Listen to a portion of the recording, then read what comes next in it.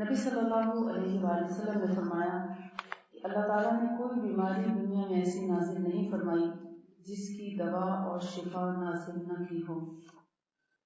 جو جاننا چاہتے ہیں یعنی بیماری کا علاج، جو جاننا چاہتے ہیں ان کو اللہ تعالیٰ علم عطا فرماتا ہے، اور جو نہیں جاننا چاہتے وہ ان کو ناواقف رکھا جاتا ہے۔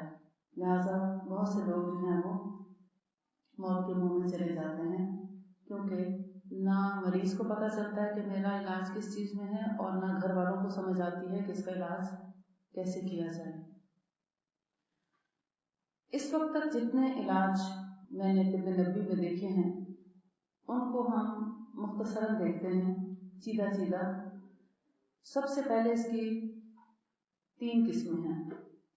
نمبر 1 دوا سے علاج، یعنی اگر کوئی بیمار ہو تو کوئی بھی دوا۔ اب یہ ایک الگ بحث ہے کہ دوا کون سی ہونی چاہیے، ایلوپیتھک ہو یا ہومیوپیتھک ہو یا طب سے ہو یا یہ ایک الگ بحث ہے۔ دوا کوئی بھی دوا جو حلال ہو، اس کا سورس حلال ہو، وہ فزیکلی حلال ہو، دوا سے علاج۔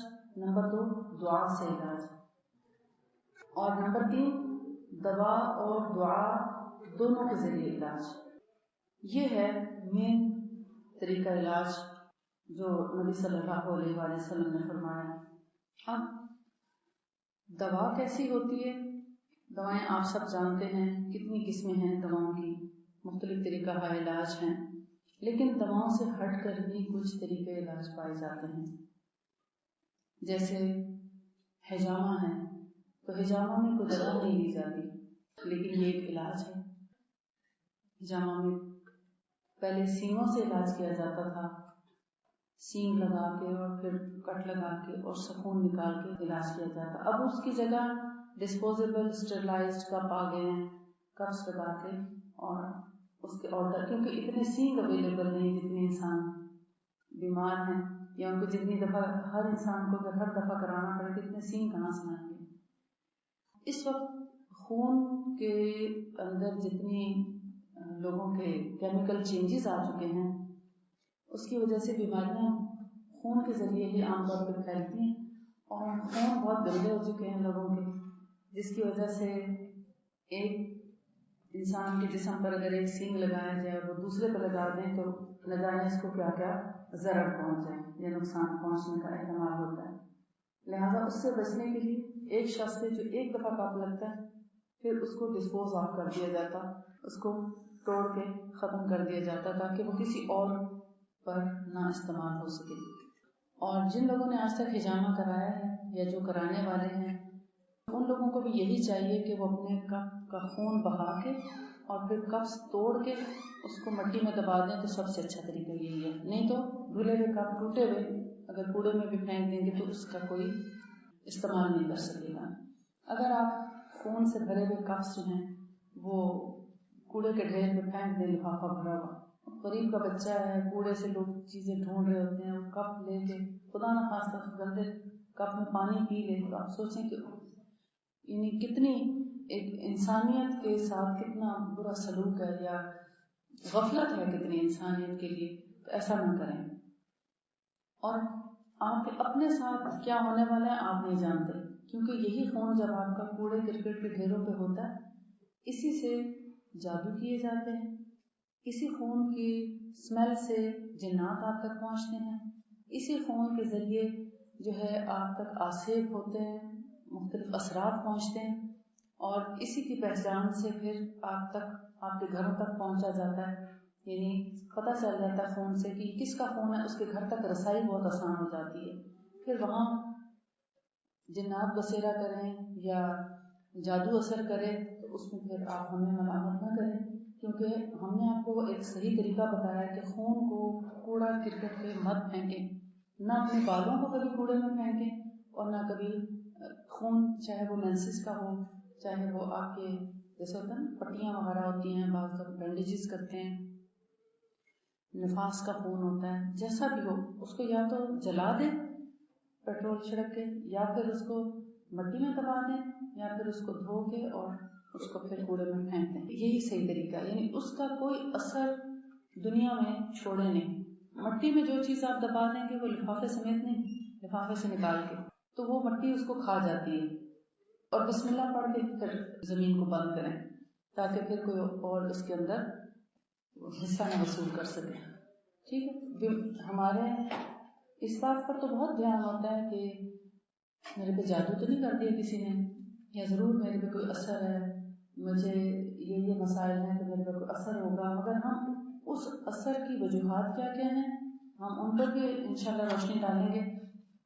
سب سے پہلے تو یہ کہ اپنے بال، اپنے ناخن، اپنے یعنی جسم کی گندگی، خون وغیرہ، اس کو کبھی بھی کوڑے میں نہ پھینکیں. اس کو ہمیشہ ناخن ہو پودوں میں ڈال دیں، آپ مٹی میں ڈال دیں. بال ہیں مٹی کے اندر دبائیں، اور باقی جتنے آپ کے اخراجات ہیں ان کو بھی آپ مٹی کے اندر ہی دبا دیں تو سب سے اچھا ہے. اچھا، دوسری، نظر کیوں لگتی ہے؟ نظر اس وجہ سے لگتی ہے کہ جب ہم کسی انسان کی، اللہ کی نہیں، انسان کی تعریف کر دیتے ہیں کہ وہ کتنا اچھا ہے، یا وہ کتنا خوبصورت ہے، یا وہ کتنا قابل ہے، یا اس نے کتنے اچھے مارکس لیے ہیں، یا اس نے کتنا کمال کا کام کیا، کتنا خوبصورت لکھائی ہے، کتنی خوبصورت سجاوٹ ہے، کتنا اچھا بنا لیا. یہ سب اللہ کی توفیق سے ہوتا ہے. تو تعریف کس کی ہونی چاہیے؟ اللہ تعالیٰ کی، ہے نا. الحمدللہ رب العالمین. قرآن پاک کا آغاز اس بات سے ہو رہا ہے کہ دیکھ لو جو کچھ بھی ہے اس سب کی تعریف کا حقدار صرف اور صرف اللہ رب العالمین ہے. بس انسانوں کی تعریف نہیں. یہ تو اس کا احسان ہے کہ اس نے چن لیا ہمیں کسی کام کے لیے، یا اس نے ہم سے کوئی کام کرا لیا، یہ اس کا فضل ہے. پہلے لوگ کیا کہا کرتے تھے؟ ہاذا من فضل ربی، یہ اللہ کے فضل سے ہے، جو کچھ بھی ہے اللہ کے فضل. یہی اصل روح تھی اسلام کی کہ اللہ کے فضل کو دیکھا جائے، اس کی تعریف کی جائے کہ اس کے فضل سے ہے جو کچھ، ماشاء اللہ کہا جائے.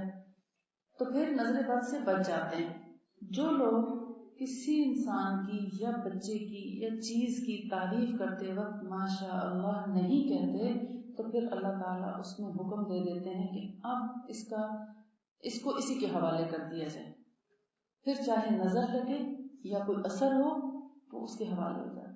یاد رکھیں، نظر بد سے بچنا چاہتے ہیں تو اپنے ہر تعریف میں ماشاء اللہ کا لفظ ضرور شامل کریں. کسی کی بھی تعریف کرنے لگیں ماشاء اللہ ضرور کہ، ورنہ آپ کی اپنی نظر لگ جائے گی. شیشہ دیکھتے ہوئے آپ اپنے آپ کو نظر لگا بیٹھیں گے. اگر آپ کے دل میں کوئی اچھا خیال گزرے تب بھی ماشاء اللہ پڑھیں. آپ ہمیشہ نظر بد سے بچ رہیں گے. نبی صلی اللہ علیہ وسلم نے فرمایا تھا میری امت کے اکثر لوگ نظر بد سے بیمار ہوں گے اور نظر بد کی وجہ سے فوت ہوں گے، کیونکہ امت بھول جائے گی نا ماشاء اللہ لا حول ولا قوت الا باللہ کہنا.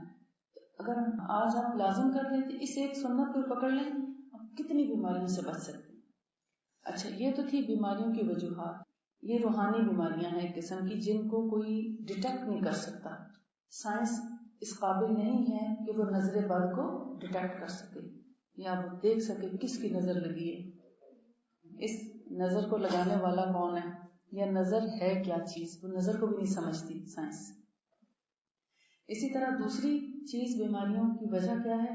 مثلا ہم جیسے کھانے پینے کے برتنوں کو کھلا چھوڑ دیتے ہیں، چیزوں کو کھلا چھوڑ دیتے ہیں، اس میں پھر شیطان منہ مارتا ہے، اس سے ہم بیمار ہوتے ہیں.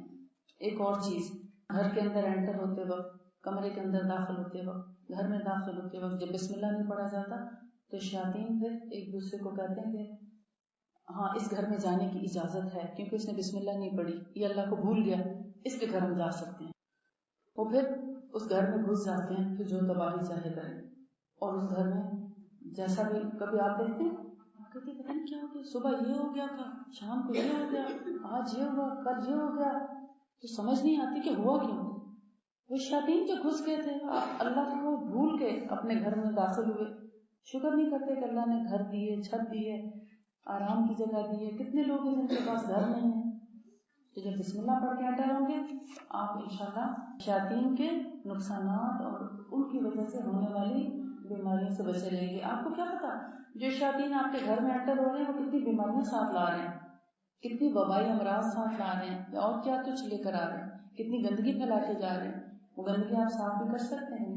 یہ جو شیاطین کی گندگی ہے نا، اس کو دور کرنے کے لیے پھر ایک اور علاج بھی ہے. میں آپ کو سارے علاج انشاءاللہ بتاؤں گی. کچھ علاج خوشبوؤں سے بھی کیے جاتے ہیں اور کچھ دھونی دے کر بھی کیے جاتے ہیں، جیسے لوبان کی دھونی ہے، زعتر کی دھونی، یا عود کی دھونی، یا مختلف. اور جیسے ہربل کی دھونی تو ہمارے سب جانتے ہوں گے کہ ہربل کی دھونی دیں تو یہ اور یہ فائدہ ہوتا ہے، لیکن یہ کہ مختلف دھونیاں دی جاتی ہیں. بعض اوقات وہ کہتے ہیں نا نظر اتارنے کے لیے مرچوں کی دھونی دے دو، سنا ہوگا وہ بھی، یہاں تو سب جانتے ہوں گے ملتان میں. تو یہ دھونی سے بھی ایک علاج کیا جاتا ہے. تو اس میں اگر آپ یہ سمجھ لیں کہ علاج کے طور پر آپ جسٹ کر رہے ہیں، آپ یہ نہیں آپ کے ذہن میں کہ مرچیں